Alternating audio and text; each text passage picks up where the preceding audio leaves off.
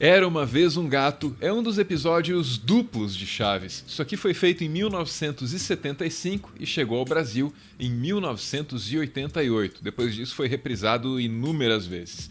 Se esse par de episódios fosse o seu primeiro contato com os personagens da Vila, você não teria dificuldade nenhuma para entender a dinâmica social vigente aqui. Logo no início, o Kiko, que está de aniversário, provoca o Chaves. O objetivo do Kiko, que tem brinquedos e uma mãe, é óbvio. Ele quer reforçar o papel do Chaves na base da hierarquia social da vila. Ele quer mostrar pro pobre o quão pobre ele é. Gostaria de ter algum dos meus presentes, sim ou não? Sim, eu gostaria de ter, sim. É? Sim. Pois então compra. Logo em seguida aparece o Seu Madruga, se submetendo a qualquer subemprego para sobreviver. Nesse contexto social, até a bicicleta que ele usa para fazer as entregas é um luxo. E que trabalho pegou, papi? De entregador, filha. Mas de entregador de lenha. E nem imagina a fibra que é preciso para carregar e descer 50 quilos na bicicleta sem perder o equilíbrio. Enquanto isso, o professor Girafales chega com mais um presente pro Kiko. É um gato. O que é isso? É um mascote. Mas parece gato. Chaves, que ao contrário de Kiko não tem brinquedos, mas quer o direito de se divertir, pega a bicicleta do Seu Madruga sem avisar. O meu pai não disse que te empresta. E também não disse que não me empresta. Minutos depois, a gente descobre que Chaves atropelou o gatinho do Kiko. É verdade, o Chaves atropelou meu gato. Foi sem querer querendo. E assim, Girafales propõe um julgamento para Chaves. Será declarado inocente de ter matado um gato ou será declarado culpado e castigado com todo o rigor da lei? A partir daqui, esse episódio vai ensinar pra gente algumas coisas muito duras sobre justiça. Coisas que a gente certamente não percebeu quando viu isso aqui pela primeira vez.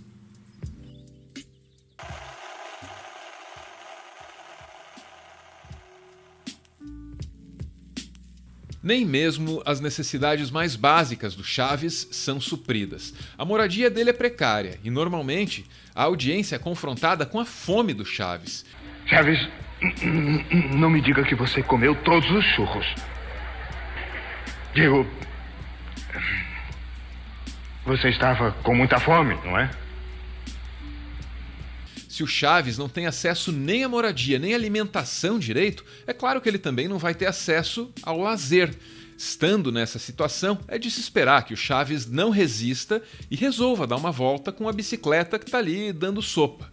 Aqui fica revelado um problema estrutural nessa comunidade.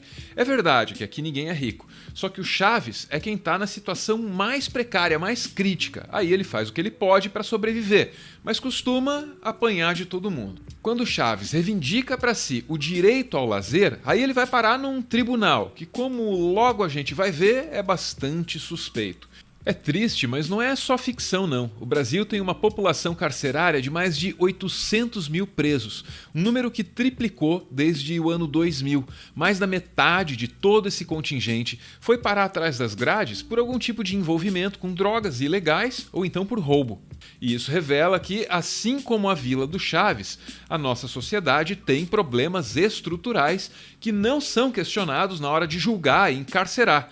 A historiadora Suzane Jardim, que se dedica a estudar o sistema penal brasileiro, explica que a ausência desses questionamentos é parte do que torna toda prisão uma prisão política.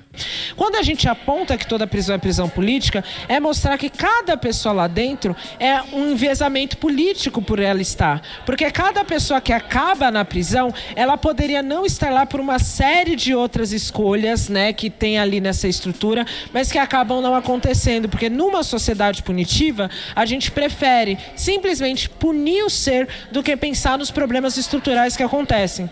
Quando a gente pensa num jovem negro que está preso e cumpre uma pena por causa de 5, 10 gramas de maconha, e a gente vê outras pessoas brancas de uma classe média, alta, tendo crimes muito maiores e não passando nem um dia na prisão, a gente entende que esse jovem preso por tráfico, ele está na cadeia politicamente. Na nossa realidade, o resultado disso é o encarceramento massivo e, claro, a normalização de uma coisa absurda, que é ter uma população carcerária que, apesar de ser gigantesca, é homogênea em termos sociais e raciais. Que a gente vive numa sociedade onde as cadeias elas são colocadas quase como se elas fossem naturais. As pessoas elas acham que o mundo surgiu e as cadeias estavam sempre lá e não estavam. Até a decisão de manter prisões, que a maioria das pessoas sabem não funcionam, a gente não vive em segurança, porque a gente tem mais de 800 mil pessoas presas no Brasil hoje. A gente nunca viveu em segurança, a gente nunca se sentiu satisfeito e livre na nossa sociedade, porque a gente sabe que prisão está aí. Prisão é uma máquina de moer gente e geradora de mais violência. Então a escolha por financiar isso, em vez de financiar outras medidas econômicas e sociais que consigam de fato atingir os motivos que os crimes acontecem, também é uma escolha política. Por isso não dá para falar de prisão sem falar de política. Não por acaso, na Vila, quem corre o risco de ser condenado é o Chaves, o mais pobre entre os pobres. O exemplo é bastante próximo da realidade brasileira, embora deixe de fora um elemento crucial dessa equação, que é a questão racial.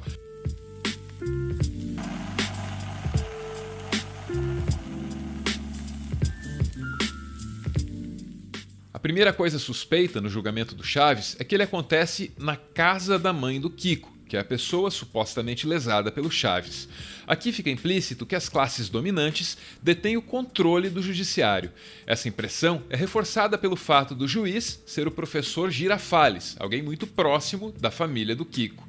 Chaves é tratado como culpado desde o começo. Se você olhar para essa sala, dá para ver uma separação muito óbvia. De um lado estão os pobres, Seu Madruga, Chiquinha e, numa situação pior, o Chaves. Do outro, Girafales, Florinda e Kiko. 3 contra 3. Só que o juiz pertence a um dos times. De novo, não é só ficção.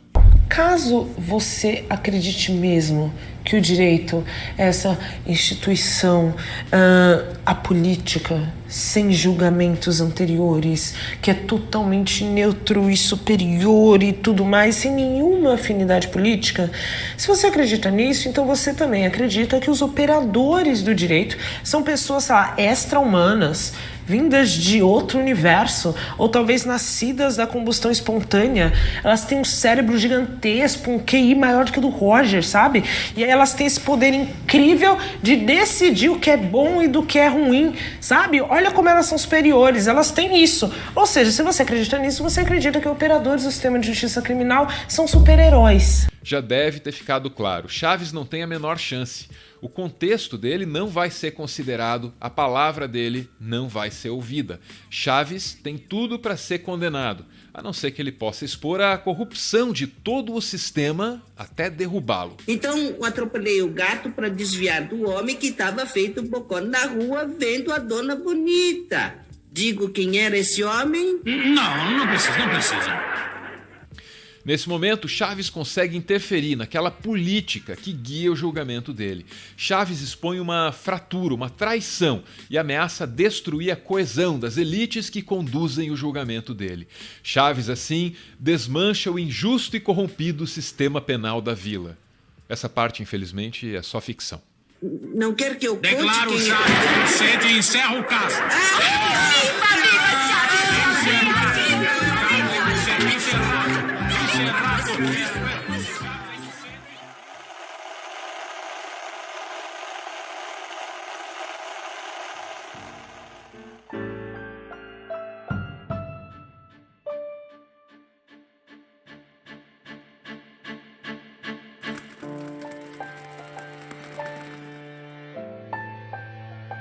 Muito obrigado por ver esse vídeo até o final. O Meteoro é mantido graças a uma campanha de financiamento coletivo. Quem participa aparece aqui no finalzinho para receber o nosso agradecimento.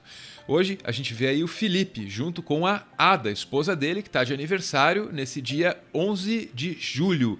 É para Ada que o Felipe dedica as palavras que seguem. Esse mar sinuoso traz à tona rompantes azuis celestes, que aos poucos me inundam, ainda cabe tanto em mim.